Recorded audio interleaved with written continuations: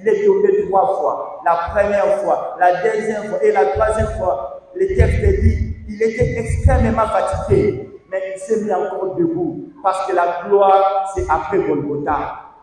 On ne peut pas avoir la gloire sans Golgotha, mais les Cypriens et Cypriennes, vous fouillez Golgotha, vous passez à côté de Golgotha, vous contournez Golgotha pour avoir la gloire. Ça, c'est une courte joie. La meilleure gloire pour avoir un corps glorieux, Jésus l'a eu après avoir été crucifié sur la croix au Golgotha. Il faut aimer Golgotha, être imitateur du Christ, c'est suivre les pas de Jésus, les traces de Jésus jusqu'au Golgotha. Mais Cyprien et Cyprienne, vous ne voulez pas Golgotha, vous ne voulez pas la croix, vous voulez la gloire.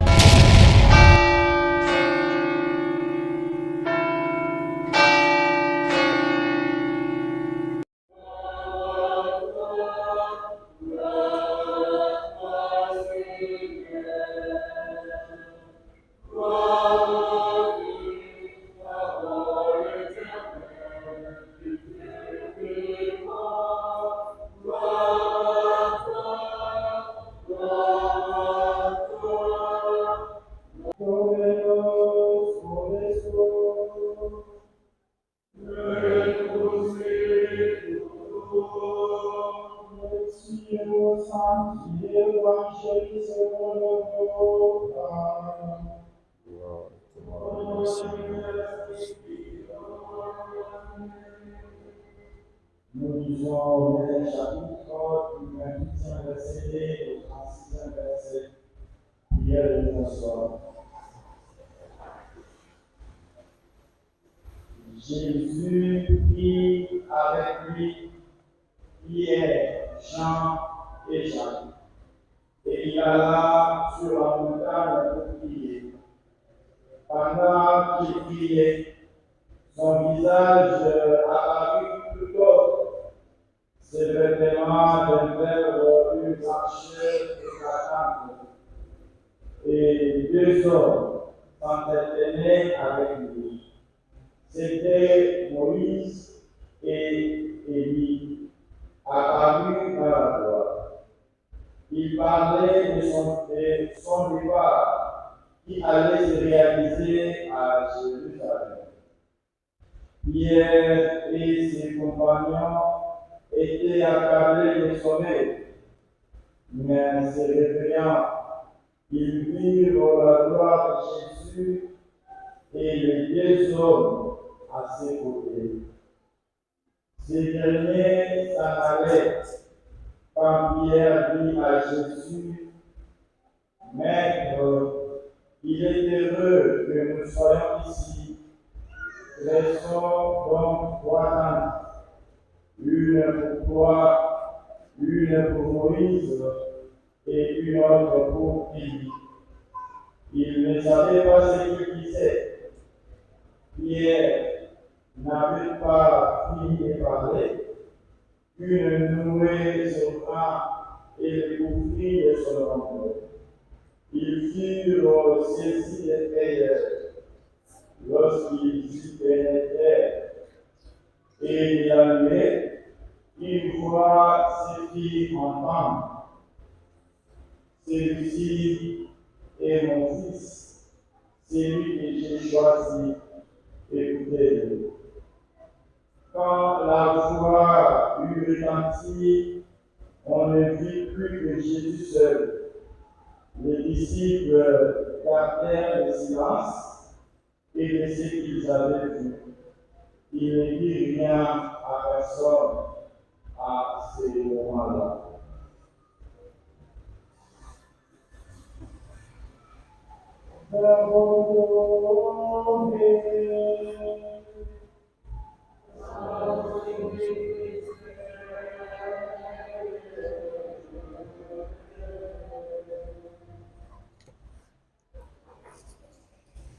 Chers frères et sœurs dans l'église de Shalom,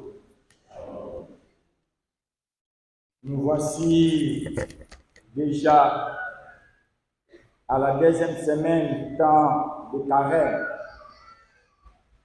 du mercredi décembre jusqu'à aujourd'hui.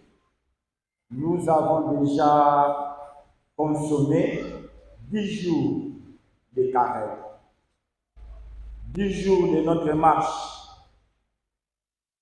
Posons-nous alors la question, où sommes-nous avec les efforts de ce temps de carême? Où sommes-nous avec le carême? Nous nous sommes donnés au début du carême beaucoup de discipline. Où en sommes-nous maintenant? 10 jours passés. Est-ce que le temps de carême a son sens dans ma vie, dans ma famille, là où je pars pour le service? Je m'étais quand même donné des disciplines. Et je suis où maintenant? Est-ce que je suis en train d'observer ce temps de carême tel que j'avais voulu? Ou bien le temps de carême de cette année 2025 n'est pas différent de ce que tu viens de passer l'année passée? Alors parfois tu te dis, est-ce que c'est le tout premier carême de ma vie? Et pourquoi l'abbé dit ça? Ce n'est pas le premier carême. Je l'ai vécu plusieurs fois déjà. Est-ce que le temps de carême d'aujourd'hui, de cette année, est-ce qu'il y a un élément extraordinaire? C'est du déjà écouté, du déjà entendu le temps de carême. Où en sommes-nous? On s'est donné beaucoup de peine, on s'était dit, bon, pendant ce temps de carême, je ne ferai pas ceci, je ne ferai pas cela. Mais je suis où? Je me situe où? 10 jours passés. La deuxième semaine, on la commence déjà aujourd'hui, pratiquement au milieu de ce temps de carême. Mais je suis où? On ne peut pas faire le carême sans le chemin de croix. Si le chemin de croix n'est pas dans notre temps de carême, ce n'est pas un temps de carême. Mais alors, il y a des gens qui disent, mais moi je suis à l'université. Mais comment je ferai le chemin de croix? Je rentre toujours tard. Moi je suis au boulot, je rentre toujours tard. Et quand est-ce que je ferai le chemin de croix? Sans chemin de croix, votre carême n'a pas de sens. Le carême a son sens, où le carême se repose dans sa privation d'abord pendant ce chemin de croix. Combien de fidèles et saint-cypriens participent à ce chemin de croix?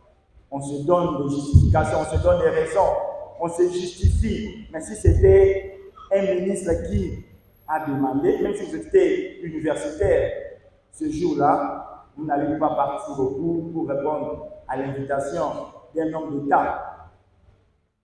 Mais vous faites les chemins, vous passez le temps de carême sans chemin de croix. Et on se justifie. Mais si on manquait les mariages, là on vient vers le Seigneur. Mais pour votre vie spirituelle, on se justifie. Parce que je suis étudiant, je suis travailleur, et on passe le temps de carême sans chemin de croix. Vous pouvez le faire dans votre bureau. Il y a des musulmans. Si c'est midi juste, même si devant leur magasin, il y a un monsieur qui tenait à la main $100 000 pour acheter un bien. Si c'est midi, il dit, je ne vends pas maintenant, c'est l'heure sacrée. Il ferme les portes, il prie. Mais les catholiques, et se justifient. Moi je suis au boulot, mais quand tu n'avais pas encore du boulot, tu étais à la messe matinale. Moi je travaille, parce que tu travailles aujourd'hui, tu donnes des raisons à Dieu. Sans le chemin de croix, notre carême n'a pas de sens. Tu peux créer le chemin de croix dans ton bureau, tu peux créer le chemin de croix là où tu vas. Tu peux créer un temps de prière, tu te retires, tu te dis, je fais mon chapelet pendant ce temps. Je fais tel exercice, je vais prier. Où en sommes-nous? Il y a 3 éléments, 3 piliers, la prière, le partage et la pénitence. Les 3 éléments fondamentaux du carême. Combien de fois, les 10 jours qui vient de passer, as-tu déjà partagé ton bien avec un orphelin le 12 jours passés? As-tu donné un temps de prière le 10 jours passés? As-tu fait l'aumône, la pénitence le 10 jours passés? Et à travers les textes d'aujourd'hui, je compte partager avec vous sur le thème de l'imitation. Imiter Jésus. L'imitation de Jésus. Et l'évangile de ce jour se repose sur la transfiguration. Le chemin du carême, c'est un chemin qui nous amène à la transfiguration, à la transformation. Le carême doit nous transfigurer, c'est-à-dire le temps de carême, c'est un temps de changement. Et les enfants d'Israël ont fait 40 ans au désert, 40 ans de marche. Et au terme de leur marche, ils étaient transfigurés. C'est au terme de notre carême, nous devons être transfigurés, changer notre mentalité, notre comportement, changer, imiter le Christ. La première lecture d'aujourd'hui, le livre de la Genèse, qui nous relate l'histoire d'Abraham. Abraham était dans sa ville natale, Ur des Chaldées, là où il était à l'aise avec sa femme et ses brebis, sa fortune. Mais le Seigneur apparaît à Abraham. Il appelle Abraham et il dit à Abraham de quitter ce pays et d'aller dans une ville inconnue. Abraham s'est mis debout, il s'est mis en route. Le temps de carême, c'est un chemin, nous devons marcher. Et Abraham s'est mis en route sur le chemin. Il part où? Il part dans une ville inconnue.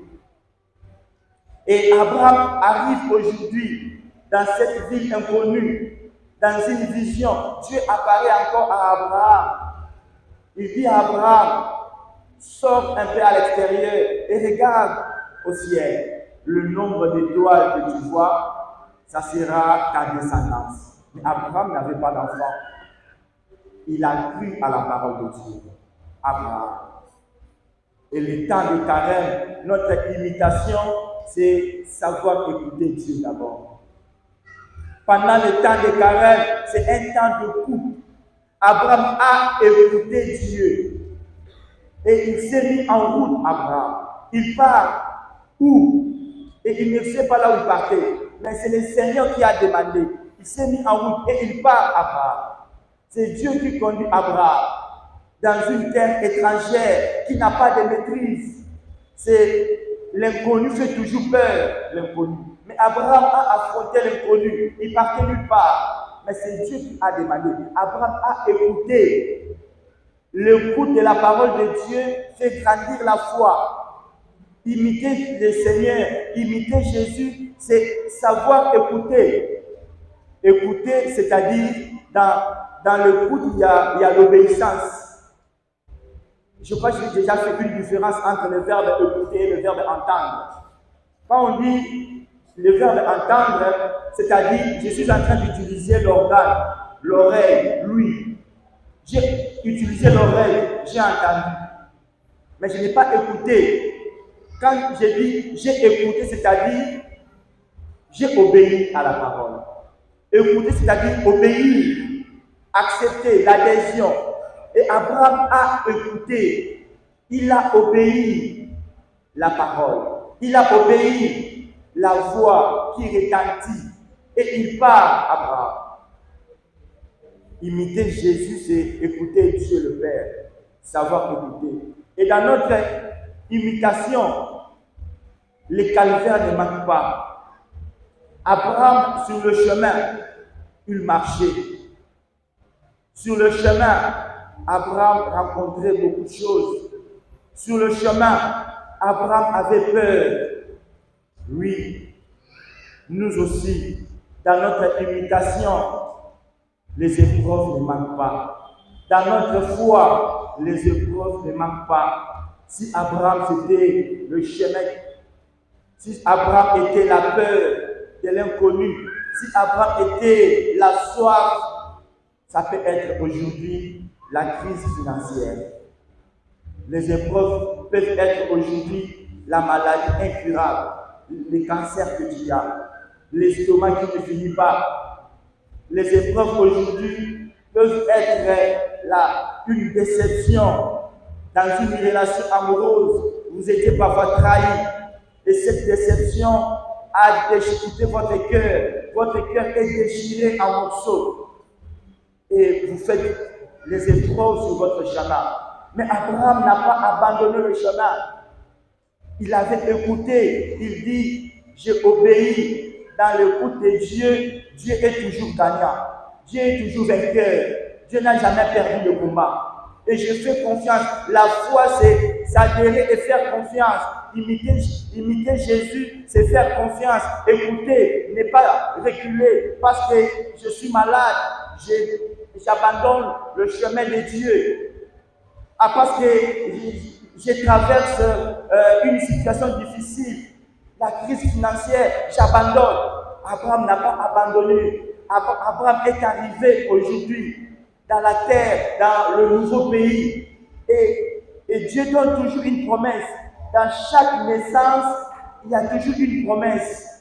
Une naissance, une promesse, telle que nous sommes là. Chaque être humain a sa promesse. Abraham, aujourd'hui, sa promesse, ça se réalise par le coup de la parole de Dieu. Il a écouté Dieu et Dieu dit, voici la descendance, ta descendance, si nombreuse. Parce qu'il a écouté au préalable. Il a écouté au préalable et il s'est engagé sur le chemin. Il n'a pas abandonné le chemin du calvaire. Il n'a pas abandonné les épreuves. Mais nous, quand nous sommes malades, on regarde à côté. Mais nous, quand il y a la crise financière, on cherche le porte-monnaie magique. Mais nous, quand il y a le célibat, on cherche un vieillard ou une vieille pour que nous passions sous ses pieds et il crache sur notre visage. Mais Abraham n'a pas abandonné. Abraham a affronté l'inconnu avec une assurance. La foi, c'est quoi par définition?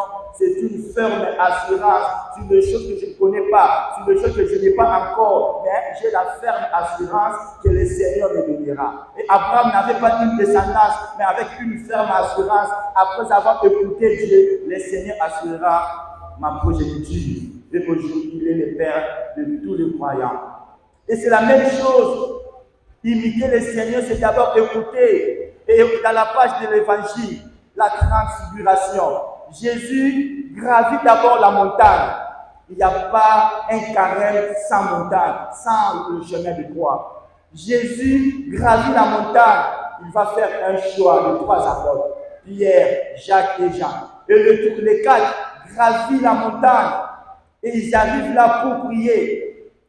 Et là, il y a une voix qui s'est fait entendre. Celui-ci est mon fils bien-aimé que j'ai choisi.